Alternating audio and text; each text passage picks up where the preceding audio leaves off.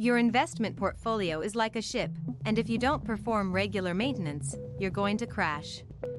We're talking about rebalancing, the boring but essential chore that secretly maximizes your long-term growth.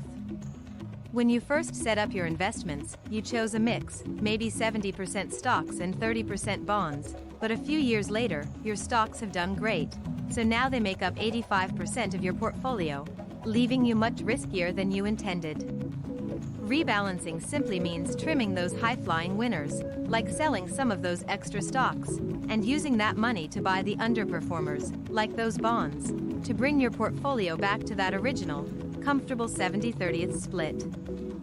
It sounds counterintuitive to sell your best assets and buy your worst, but it forces you to consistently lock in profits and buy low, which is the entire secret to successful, disciplined investing. Want to keep your portfolio on track and secure your financial future? Hit that follow button for more simple investing truths.